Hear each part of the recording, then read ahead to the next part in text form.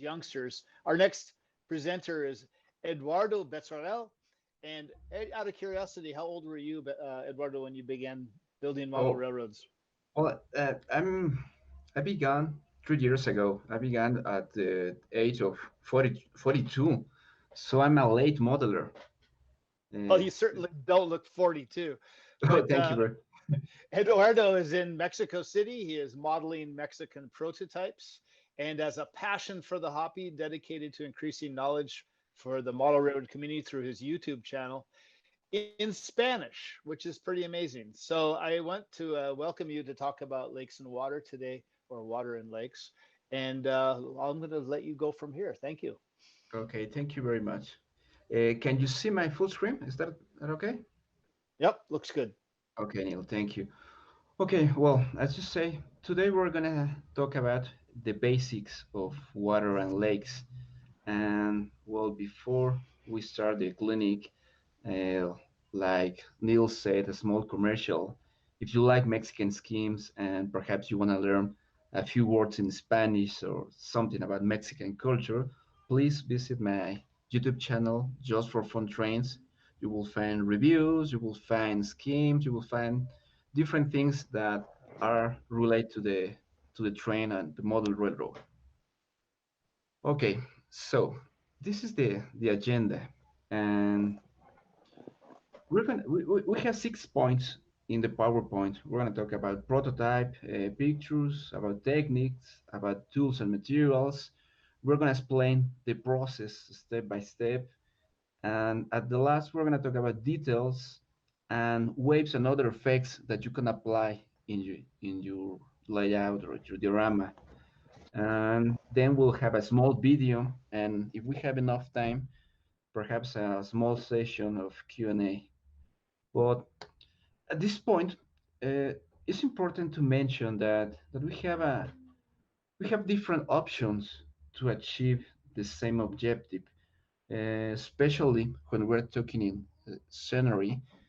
If you make a question, you will have different answers. If you answer in the hobby shop, if you answer in your local club, if you make the same question to a friend, you will have different answers and different techniques. So my question is, uh, what do you need to do? I always have one recommendation. Try to learn as much as you can. Try to read, try to assist to these NMRA clinics, read YouTube, and at the end, decide what is the best for you, what is the best for your layout, because some techniques are expensive and other techniques are kind of messy, and we're gonna talk about a little later. But I believe this is the most important. Try to learn as much as you can, and then decide which technique you will apply. Also, I would like to mention that in my last clinic, we talked about the strategy for ballast, but this is not only for ballast. I believe we need to think in complete strategy for the construction of your layout or diorama. And in water is very important. You need to imagine what is your personal goal for the layout or for your scene. And this is very important. For example, for this clinic, I will share my experience and I choose 3 pictures that I use for inspiration for my scene. Uh, so another advice, before you start with your scene, it's very important that you have already visualized the final result, either in pictures or in your imagination. And you will see that this will facilitate the process and it's going to be easier for you if you have a model, if you have a picture. So these are my first two things that I want to share for you. First, you need to think in a strategy for the construction. Then you need to visualize what is the objective. So with that said, I will share with you the prototype pictures that I use for for my scene. Okay, here's the first picture. And The most important thing in this picture is that there are no waves. You can see there's no waves. The colors, we have a steady color, and we also have some trees right here. We have a blue sky, and everything is something like a early morning. There's no people. It's really quiet. So I like this picture. I like and I wanna share something to this in my layout. So this is the first picture. Then I have a second picture. Now right here we have the same color. We have the blue color, but also you can see that we have a little sand right here in the bottom. We have sand. The color is kind of brown or a light color. So I realized that I like to have some sand in my lake. And also you can see at the end that we also have some trees right here. We have trees, we have the color, and we have sand.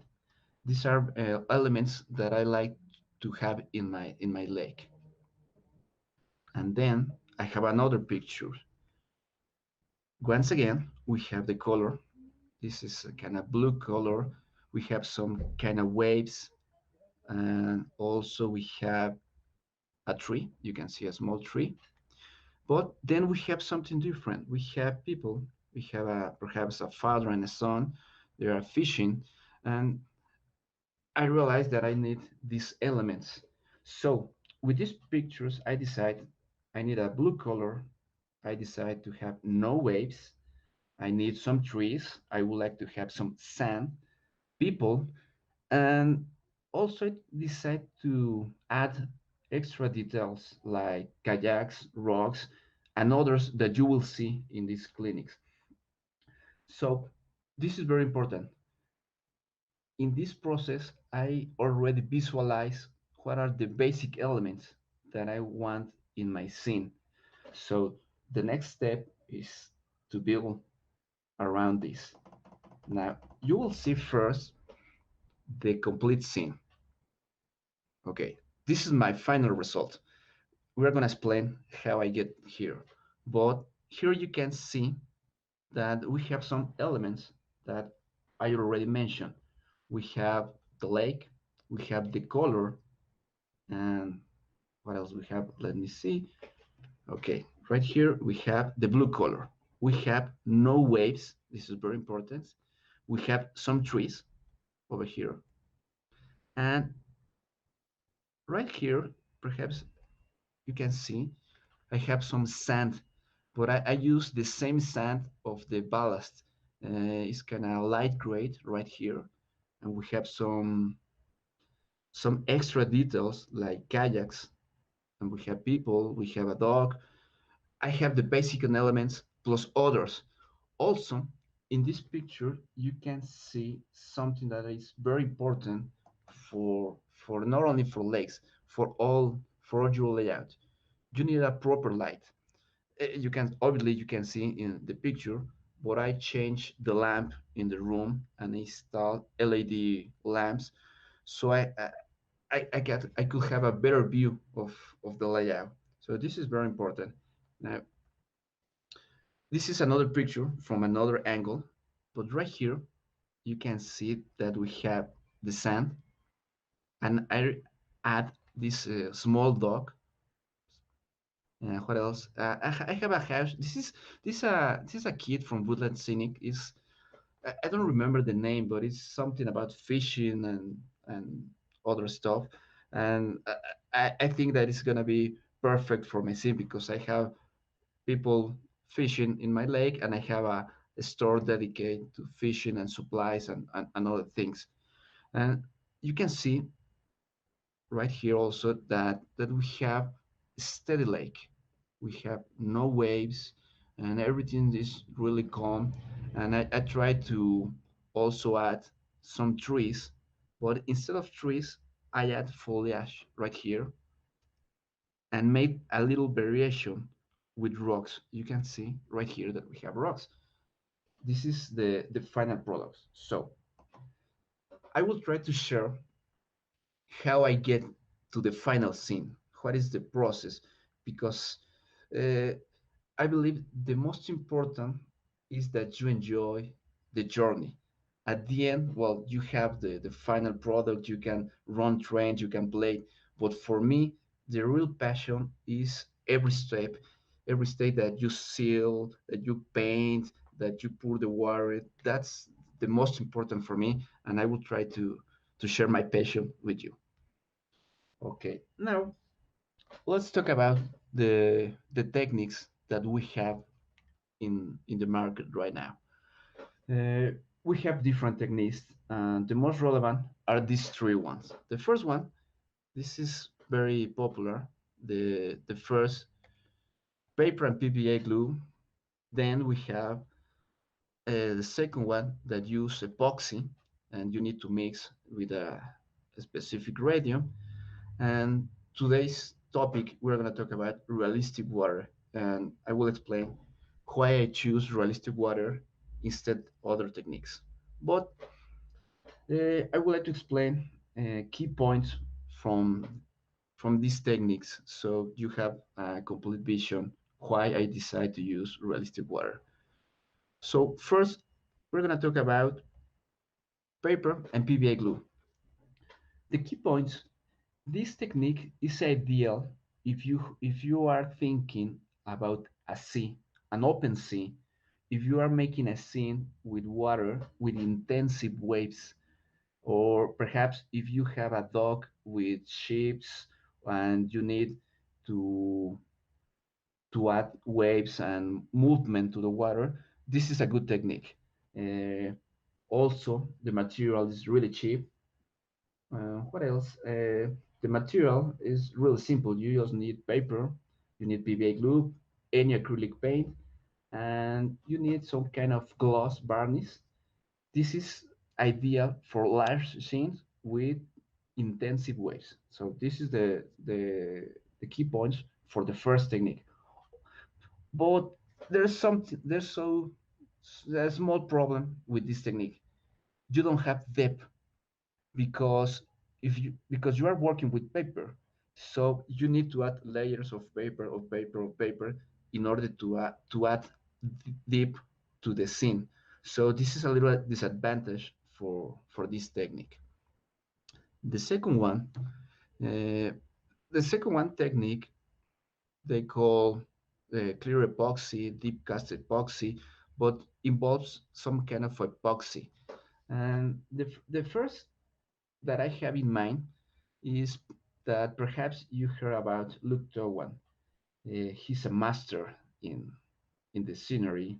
He's also in YouTube, but he has like a million subscriber, and the work he makes is fantastic. But also he has several sponsors, and all the tools and materials are available for free. So you can see the technique that he used, but remember the stuff and everything that he produced is for free, and you need obviously you need to see your wallet if you could have all these things. And something else about the epoxy technique. First, you need to mix. You will have two epoxies.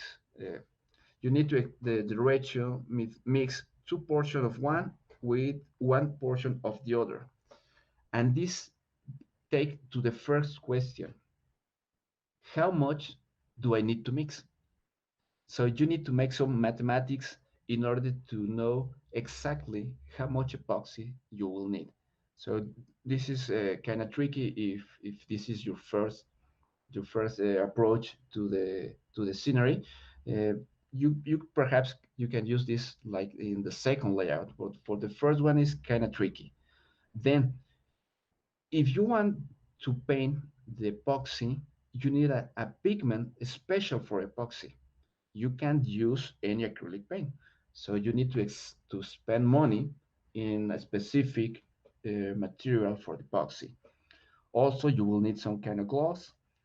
And one thing that I like about the epoxy technique that you can use deep.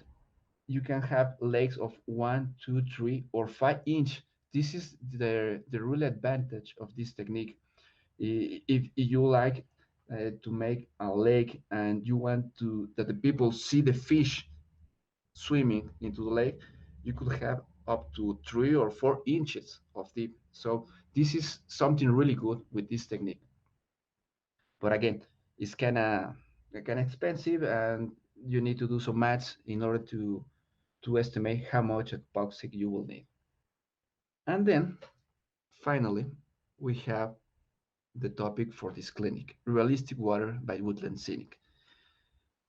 Uh, I believe this is one of the easiest ways to be introduced into the scenery, because you will see you just practically need to open the bottle, pour the water, let it dry, and that's it. That's really simple. So when when I choose which technique I will use for my layout, I see these options, and this was like my first layout with Lake, and I decided, okay, I will see a lot of videos, I will read about it, and I decided to use realistic water, and I will share with you some elements that I found really interesting to to to use and make the life easier for you. So that's the most important. I believe this easier, and the most important thing, the products. Uh, uh, Perhaps this is kind of controversial, but for me, I believe they are not expensive because they are ready to use. This will change from country to country, from economy to economy. I understand that, but if you wanna spend some time in your layout, if you wanna have some quality products, you need to spend. So I decide to do this. Okay, so let's talk about the materials that you need for for the layout. This is the basic. Practically, you only need three materials. You need the bottle of realistic water. You will need. I use this product. It calls undercoat water, but you can use any acrylic paint to paint the surface. Uh, I decided to use the same brand of Woodland Scenic, and you also need some kind of silicone. My recommendation is this silicone need to be clear silicone. This is very important because before we pour the water, we need to seal all the surface in order to prevent leak. These are the basic materials, but I will show you the complete list right here. We have another some tools and the materials. Obviously we have realistic water, water undercoat, and as I mentioned, you can choose any acrylic paint. You will see this later in the video that I made for you, that any brand of acrylic painting can be used with realistic water, and you could have the same results. Uh, Next, we have plaster or plaster cloth.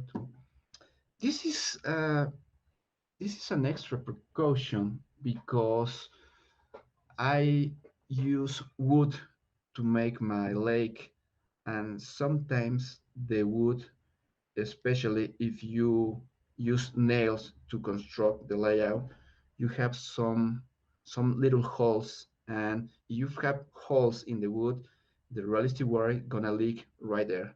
So I decided to use in this case I only use plaster, but you can also use plaster cloth. I believe that in America they have uh, plaster of Paris. In Europe, I'm not sure if they have the same brand or some different. Woolen also have some product called Hydrocal Light Plaster. I use both plaster and Hydrocal Light Plaster. The difference is that the Woodland product is very light. So this is important. If you don't want to add extra weight to the layout, you should use this product. But any plaster will do the job. Then you will need a clear caulk like silicone, any brand. I use that brand. In Mexico, we have different brands, and I don't know if Elmer's have some kind of silicone, but you can find this in any Home Depot. Also, you will need a tape. You will see in the next slide why do you need a tape. And finally, uh, you can use foam or wood. Realistic water works in any surface, either the pink foam that we have seen in different clinics or direct to the wood. Okay, so let's explain the technique. Okay, this is how my project started.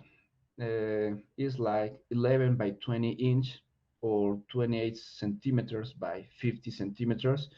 This was the first picture that I took back there, and it just simple came to my mind. Okay, I want a lake right here and perhaps a bridge. This is something uh, additional that I want in my scene. I want a lake because obviously we're gonna need a train that go over the lake. So this is very important. You can have a lake, and then you have the bridge right here.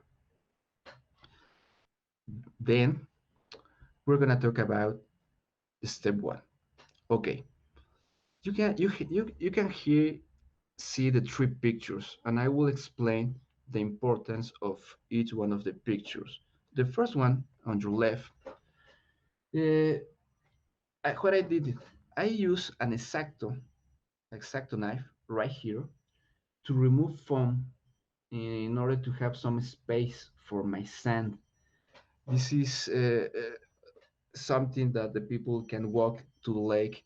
This is something different that at the first I don't have in mind, but I decide to do. So I carve into the foam, and then later I paint and add some sand right here. The first thing that you need to do, use the silicone all around the scene. You need to let it dry all over the scene. This is very important. Before anything, you need to use the silicone between the foam, you can see right here, the foam and the wood. You need to protect and seal perfectly all the area around the lake. That's important in the first picture. The second picture in the middle, you need to let it dry the silicone, and in my case I let it dry for 48 hours. This will vary depending the temperature, the humidity and conditions that you have in your house, in your basement, in your country, but at least you will need to wait 48 hours. And this is why I choose clear silicone. When you first apply the silicone, the color is white. After it's completely dry, the silicone is clear. So that is your signal that everything is okay. And then you need to do the second step and go to continue with the sealing process.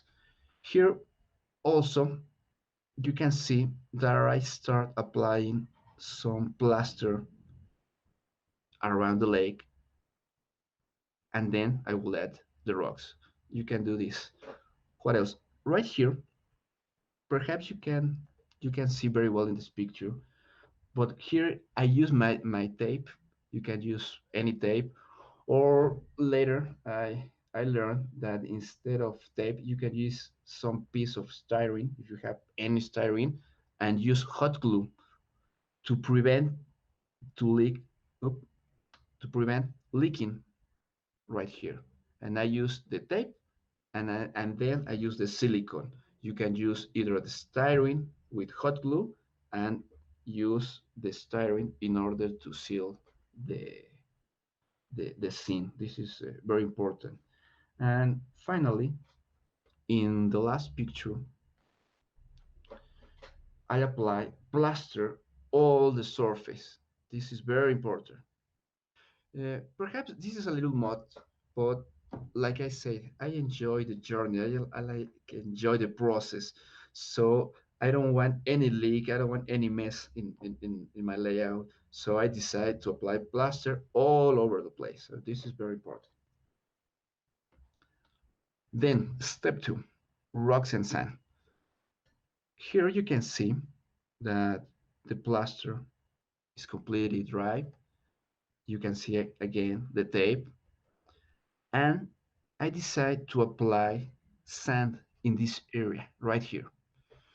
What I did to apply this sand? Well, I use acrylic paint, use the color gray, and I have some ballast that is from another project, and I use the same technique that you use for ballast the track. I use the same technique to apply right here. So this is important. Then I made some rocks, and I also believe that I don't know if today or some other event we have a clinic how to make rocks, but I use the same technique they explain. They have a again products from Woodland Scenic. It's very simple, and finally what I did is use the leopard technique in order to paint the the rocks around around the lake. And what I did, I basically use two colors, not three. I used obviously gray and kind of mix of black to seal and to achieve this look. So this is step two, rocks and sand. Then step number three, really easy, paint. Like I said, I use undercoat by Woodland Scenics, but you can use any acrylic paint. It will work perfectly for you. Uh, these first three steps take me perhaps 4 to 5 days. I work perhaps continuous like 1 or 2 weeks because I have other projects. But if you are trying to make the first three steps, you will need at least 3 days. Remember, it's very important to let it dry the plaster, let it dry the silicone, and really important, seal the surface. Again, I will say this again, but seal the surface. You don't need that the relative water go all over the place. Okay, finally, step number four, and I need to repeat this several times. Do not shake the bottle. This is the most important. Do not shake the bottle. The first time that I received my bottle, I don't know, I had like this immediate, I want to shake the bottle. I don't know why, but we always do the same. Then I read and I learn, do not shake the bottles. You don't need bubbles, you don't need to mix. So once you receive or buy the realistic water, let it stand, let it to be in a place safe. Do not move, do not shake. This is very important. Then you need to pour small layers. This is very important for the process. Recommendation, you can use 1/8 of an inch or 3 millimeters. You can use a little more, and I will explain what will happen. And perhaps this is the only inconvenience with this product. You need to do the process small layers. The general recommendation is you add the first layer, let it dry, and then add a second layer. Repeat the process and the third layer or fourth layer. This is very important. Once again, important, let it dry for at least 48 hours. This will change with country to country. And it's very simple. How to remove bubbles. You can use a toothpick. You can use uh, hot air. You can use a soda straw. And in some case, they use you can breathe. And if you breathe to the product, you have CO2 in your mouth, and this will eliminate the bubbles. But if you do the process slowly, practically you will have no bubbles, and you will only need perhaps a little straw to remove the bubbles that you have in mind. Okay, you will see this process in the video at the end of the PowerPoint. Okay, I put the water, then I have a problem. I have this white color, and I said, oh my God, what happened? What is the problem? It looks like milk in the water. And then I I went to the internet, and I did my research. I asked some fellows, and we found the solution. The solution is very simple. That you need sunlight. In my case, my layout is next to a window, so I only open the, I move to the window and receive the light. But you will say, okay, many of you, I have my layout in the basement, or I have the layout in other place and there are no windows. So the solution again is simple. You can use a lamp. You can use a lamp, the one that you have in the desk, and you put the light direct to the scene. This is one solution, and the other solution, you need to wait. You need to wait. If the normal time is 2 to 3 days, perhaps you need to wait 4 to 5 days. This is the most common problem that you will find with the realistic waters, this white color. But don't worry, the solution is very simple. You just need to apply a little sunlight or artificial light, and something that you need to pay attention. Beware, do not expose direct to the sun more than 10 minutes. Why? Because the products start to make bubbles. This happens to me. I have a small diorama, and I say, oh, I need to to have the sunlight direct, and suddenly the product was full of bubbles. So do not overexpose to the sun. This is really important. Now, the final, well, not the final, but this is the part that we're going to talk about details. In details, you have very options, and as you remember in my first slide, my objective was to have a lake surrounded with trees in the mountains, and in order to achieve that, we have different options. The first option, you can use the Bob Ross style, but let me say that my painting skills are really bad. So Bob Ross style is not for me.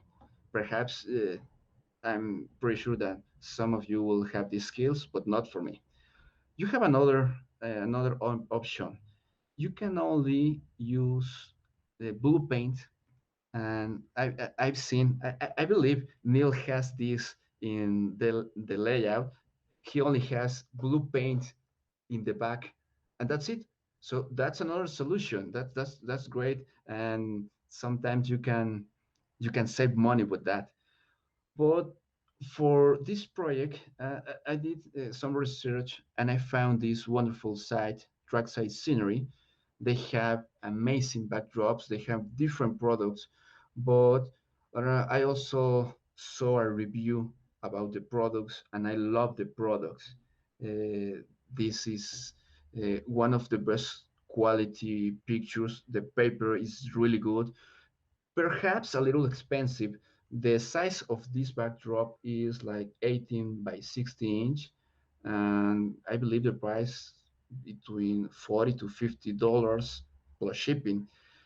But well, in that time, that was under the budget, so I got this backdrop for my project. Also, in order to add life or some movement to the scene, it's important to have people, to have kayaks, to have other things that give some life. I believe that we have a sponsor. I believe it's Mini Prints. That they are in Canada. They make small animals. They make different things. They are a good company. So check it out if you want small animals for your layout. But you have Woodland Cynics, obviously. But you have Nock, you have Pricer, Or if you have a 3D printer, that's another option. And I believe right now is everyone is having a 3D printer. Everyone except me, obviously. But that's in my list to do for the next projects. You can have another option. So we're almost finished, and we're gonna present the video. But I would like, before go to the video, this is how everything began. Everything began with simple foam, wood, and an imagination. That is the most important, and passion for the hobby. At the end, this is the result, and I like the result. You can see I have the bridge, I have the backdrop, and I have all the elements that we took in the clinic. And before the video, one more thing. As I mentioned, I decided that my legs will not have waves or movement. But what happens if you need to add some movements? Of course, you can use some of the paper towel and PVA technique, or something different.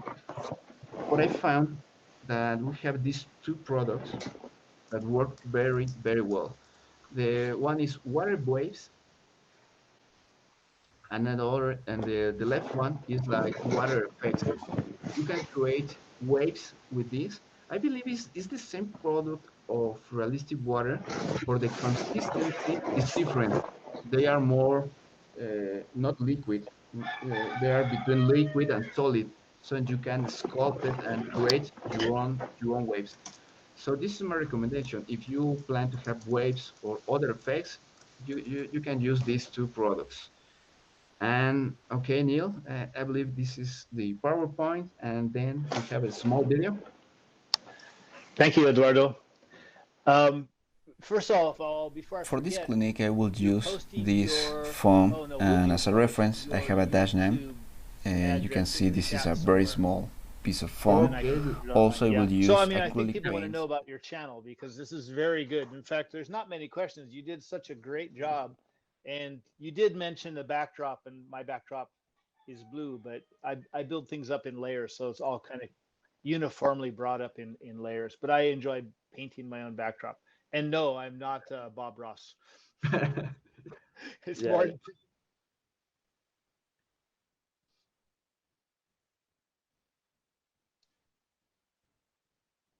I will stop Thank sharing you. my screen. Sounds good. For this clinic I will use this foam, and as a reference I have a dash name. You can see this is a very small piece of foam. Also I will use acrylic paints, and one undercover from Woodland is the blue one, and this will show you how easy it is to do this. When you are using foam, you don't need the plaster in order to seal the, the surface of your lake. It's pretty simple. You need only a brush, and straight off of the bottle you paint the surface that you need. For these clinics I will mix undercoat of Woodland Scenics and three other colors from any acrylic paint will do. I will use the brown, yellow, and I think I have another color right here, but as you can see it's pretty simple. Any brush, any acrylic paint, and you don't need to use plaster. This is a real advantage for this process.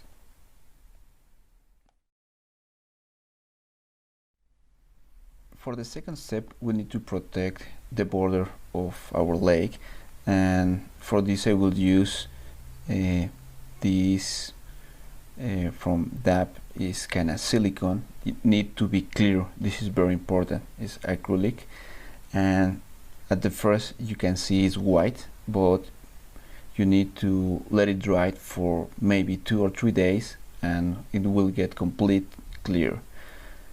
Then we will use realistic water, but also you can use hot glue instead of the silicone. I discovered this later, because the process take a little long to get dry. And to be sure, I use hot glue, as you can see right here, and you have the similar result. The important thing is that you need to prevent to have any leak in your lake, because this is a small piece, but in reality when you have a layout, if you have a leak, it's gonna create a big problem for you. So you can use the hot glue or silicone. This is the second step. This process of painting and hot glue or silicone can take you up to 3 or 4 days. Remember, you need to do this slowly. It's very important to verify every step you are making, and at the end you will see the results is gonna be better for you. Then I use a plastic under the foam. This is an extra precaution, and then it's time to use realistic water. This is very important. You need to apply small layers of realistic water. If you are talking about inches, the recommendation is 1/8 of an inch, and if you are talking about millimeters, the recommendation is 3 millimeters. Why? You need to be sure to have a small layer in order to dry properly. The process will take 2 or 3 days.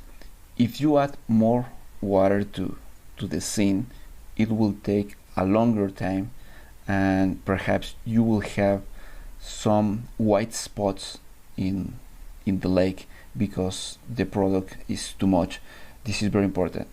Only 1/8 of the inch or 3 millimeters.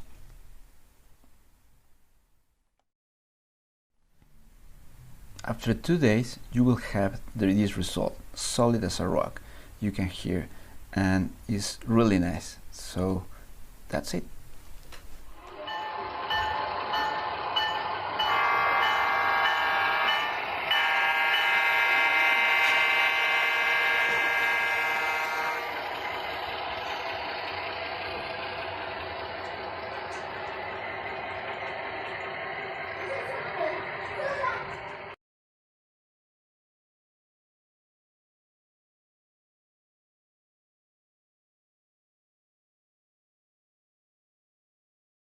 That's amazing. Do you want to show us that finished product of a similar presentation? I Yeah, thought it was really interesting how you created waves with a little dry brushing there. yeah, this is the final product. And what I did, I used the hot glue gun right here in order to create or simulate waves, small waves, of course. And then I used the dry brush technique with acrylic paint and white color, Hmm. and just a slight dry brush right here. So this is the thing that you saw on the video, but right now we have some waves. And with the same product, you don't need to spend more money. You use hot glue, let it dry, and then dry brush technique. Very And nice. I could see you doing that behind the canoe or the paddle so that you could simulate a little yeah, movement there. Yeah. That's very yeah, nice. that's correct. So yeah, and here you have the result. This is acrylic paint. They Yeah. work the same. If you have the stuff from Bull and Cynics, they work really same. And these look like waves because I overexposed to the sun, and suddenly I have a lot of waves around here. But That this is supposed to be clear. That's what I say. That do not expose too much to the sun. But this is the that final result. that was one of the questions actually regarding the realistic water, and I think you answered it already. But the question was, after a few weeks, some bubbles started to appear on the surface. Was that possibly from sun exposure? Yeah, that's the question is yes, and this is the answer because I made this like 2 weeks or 3 weeks ago, and suddenly I have bubbles because I left this in the sunlight. But if you have bubbles, perhaps you you could have several layers and you don't let it dry between layers. So if you have halfway the first layer and then add a second layers, that also could cause the bubbles. That's another option. Thank you. You mentioned your YouTube site, and we're going to try to post that up on the chat here.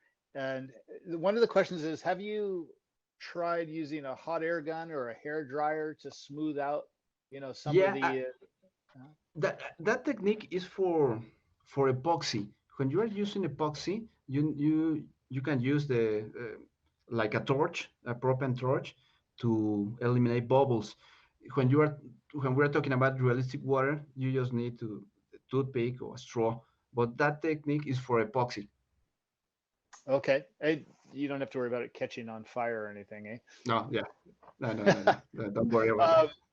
Then the other question was with regard to the photo backdrops or just a basic blue sky. And I think we talked a little bit about that. My background looks blue right now because I haven't done anything, but I really love the photo backdrops, especially for taking photographs.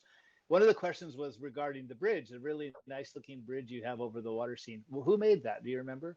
Yeah, it was made by Atlas, and this is kind of basic kits from Atlas.